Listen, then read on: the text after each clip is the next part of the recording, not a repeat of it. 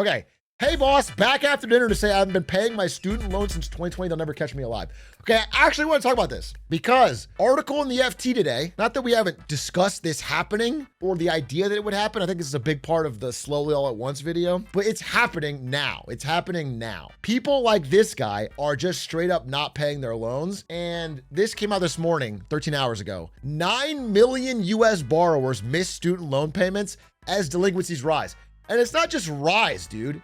They're like up from 0.5% in 2023 delinquencies, like over 90 days delinquent, to now 9% delinquent. It's doubling from 2020 and like 20xing from when you didn't have to pay. It is a serious, serious change. And I want to know, I assume some of you are like this guy are not paying your loans. But what's interesting is, okay, so I thought that there would be some people who just didn't know, because you know, here's the reminder, right? We had a decently high student loan delinquency rate, and then COVID happened, and everyone knows COVID was the greatest time of all time with no downsides. And one of the best parts of COVID was that you didn't have to pay student loans. They just completely did student loans forbearance, and you had mortgage forbearance and some rent forbearance, and you had stimmy checks and whatever. So people just didn't pay. They just got used to not paying. And if you remember the Bill Moreland, the cup of debt idea, let's say you make, I don't know, 3K a month. As Bill Moreland, our bank reg data advisor, tells us, the banks are looking to make sure if you make 3K or you have 3K of disposable income, that you have 3K of monthly payments. Whether it's a car payment, house payment, whether it's Klarna, whether it's credit card, whether they want to fill up your cup of debt to the top. They want to make sure that every monthly payment you can fill is max. And that means, like, let's say you have 2,500 already accounted for and you want to buy something that might cost 700 a month. Well, what banks will do, like, okay, well, this is 700 a month if you pay it off in 5 years. But if you pay it off in 10 years, we can get it down to 500 a month. And that'll fill you up right to the top of your cup of debt. They are always trying to find a way to make sure that you can fill the maximum amount to get every dollar of your monthly payment. In this in-between period, in this period of like 2020 to 2024, December, basically, people had an average of like, I think the average student loan payment is like $300 a month. So they had $300 less to pay. And again, part of this is personal responsibility of knowing you have this debt coming up, but understand like there's a massive industry designed to like see that $300 and go, oh, that's ours for the taking. And so everyone's cup of debt went down for a bit, but it filled right back up. And that is before this payment came back. So people got houses and cars and apartments and credit cards with higher payments that they can afford, assuming they have to pay the student loans again. And now it's back, bro. As of this year, student loan payments are back. It's an average like $300 a month and people can't pay it. And like the quote in this article is legitimately that direct. I want to show it to you because it kind of shocked me.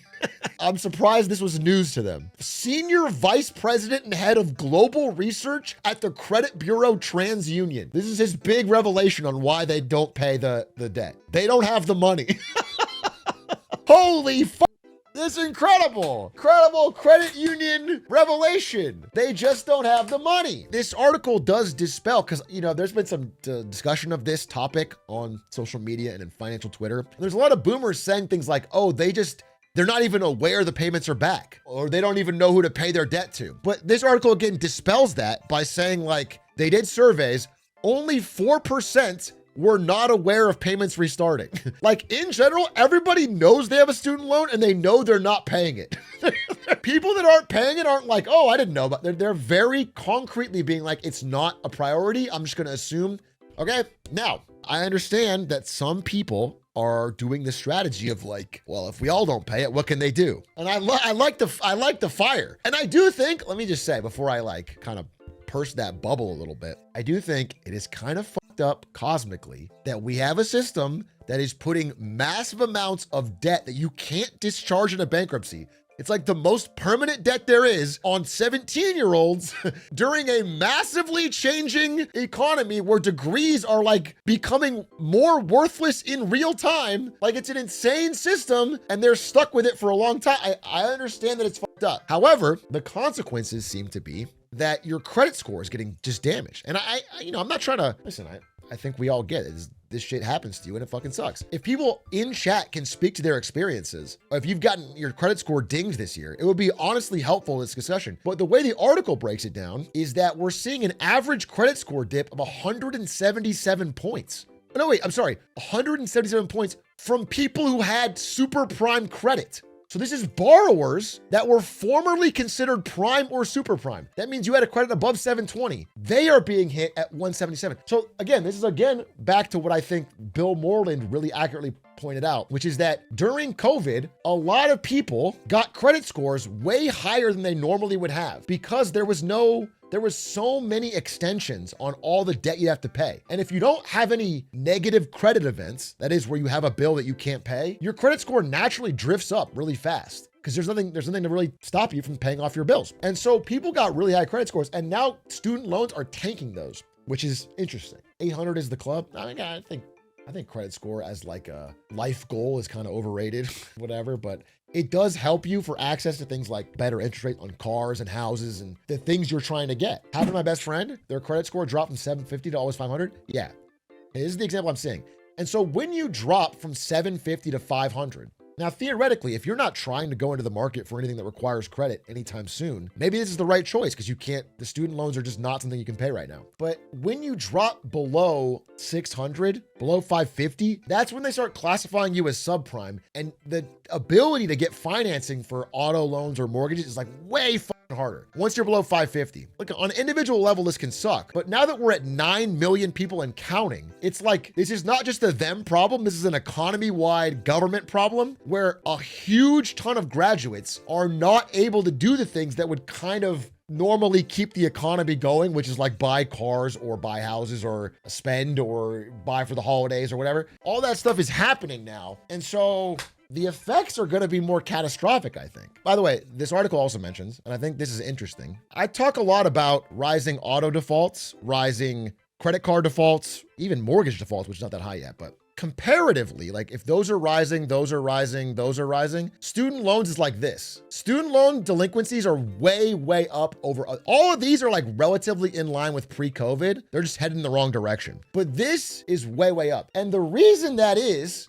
kind of obvious when you think about it. It's because the job market for new grads fucking sucks. It makes perfect sense when you drill into it. The reason student loans are delinquent at a higher rate than all other types of loans is because they're most likely to be in the hands of new grads who most likely to be looking for a new job, and the job market fucking sucks right now. So they just don't have the money to be paying $200-300 extra a month. So I guess it's all just hitting at once. Like these credit score hits, the huge wave of delinquencies, it's like connected, you know? And I think this ties in to the rising trend we're seeing of especially younger men, like being very avoidant or scared of college. Now, I don't know if scared is the right word, but like they're less likely to see the value of college because they're looking at people older than them and seeing disaster. Now, Trump told me this is an A++ economy, so maybe I'm all wrong about all this, but I thought this is a pretty stark article.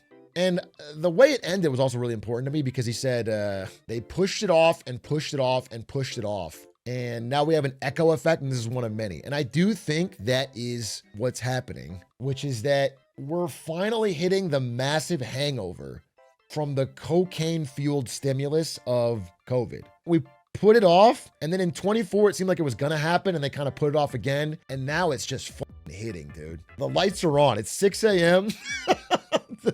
The light is streaming in the window. The house is trashed. Like the stimulus hangover is fucking hitting. And it's ripping through the economy in a lot of different ways. For one brief moment, shareholder value did go up. No, for real though. In 2021, for one brief moment, it was really beautiful. It was really, we had NFTs, bro. We had, for a brief moment, we got NFTs and crypto. And this, this ties back into the Federal Reserve stuff because we mentioned in the Jerome Powell thing that, I was like, it's weird. They're doing these reserve management purchases of $40 to $50 billion a month. Like basically they're printing money to help out the banks starting in January. Why are they doing that? Well, it looks like it's because the banks have a ton of bad loans. Like student loan defaults are rising, auto loans defaults are rising, credit card loans are defaulting. So banks are kind of stressed. They're low-key stressed. And that explains why they're planning to print another $40, $50 billion a month to shovel into the banking system.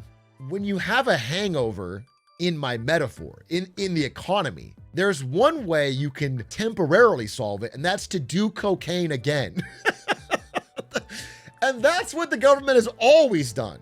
In a simple chart, you could be like, 2001, we had a dot-com bubble crash, so we printed some money to get things back.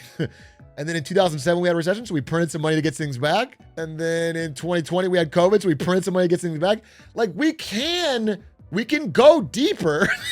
we can have trillions more in deficit to try to like prop this back up. I'm not saying it's impossible, but it seems like we're reaching the limit of that. You know, the last time we did it, we got massive inflation. So the ability to keep kicking the can seems to be, it's like, you know what it reminds me of, honestly? Have you ever seen that beautiful, haunting bird drug video? It's like 10 years old.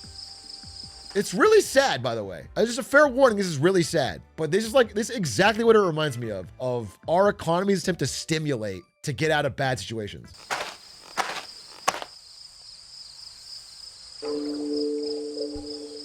This is Ronald Reagan realizing, I want to set the stage. This right here is Ronald Reagan realizing, wait a minute, prior to this, if I want to spend more money, I have to raise taxes. Everyone hates raising taxes. Everyone loves spending money. They love when the government buys and prints things and does things, but they hate when taxes raise. Ronald Reagan recognizes, wait a minute, what if we just print it? And then it feels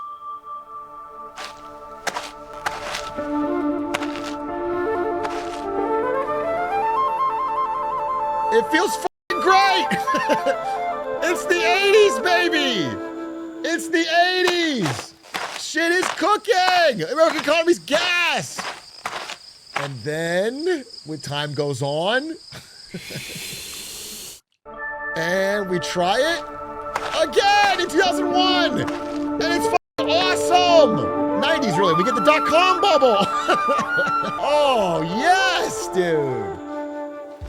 Oh, we kind of get a little bit of a hangover. It kind of hurts. The market got super inflated from all that extra money. They invested in stupid tech stocks, and we had a little bit of hangover there. So we need to feel good again. We need to feel good again. So then we start printing more and borrowing more. Okay, now we're back to good. Oh no, but it's causing another problem in the housing market now.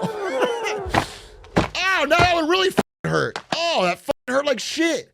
We got a great recession. Obama. Now this is Obama.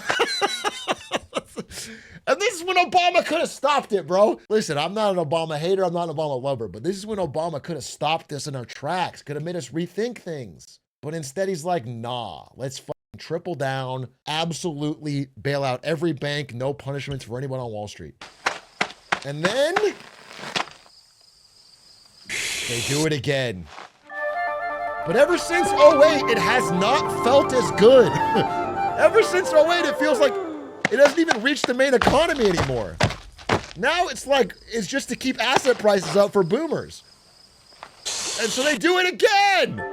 And they do it during COVID. And now we barely feel it at all. It's for like 1 year. And we're now, after basically 1 year of COVID and feeling good 2021, it's felt like absolute shit. And now we're like this. This is what the world feels like right now. We've gotten way too addicted to stimulus.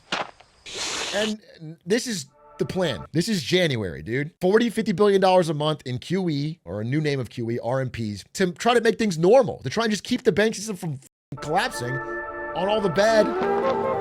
This is unironically a great metaphor of a video for how it like doesn't work as well anymore. There's still 2 minutes to go. I don't know what happens though. It's like a sad movie, by the way. I'm not trying to, this is more about actual drug addiction and it's really sad, but I do think it is apt to how it hasn't affected, like the 80s were such a rush. And now it's like, it's gotten so much worse. Gotta learn to microdose, bro. That's I just want to know. The lesson of this video is not you need to microdose. And if Trump is watching this video, his takeaway is, the problem is the dollops of the yellow goo aren't big enough. Trump's takeaway is that we need to appoint Kevin Hassett to put a gigantic mound of the of yellow goo that he can and go crazy. That's the takeaway. Haunting ending. Haunting ending. Great video. Andreas Hickade.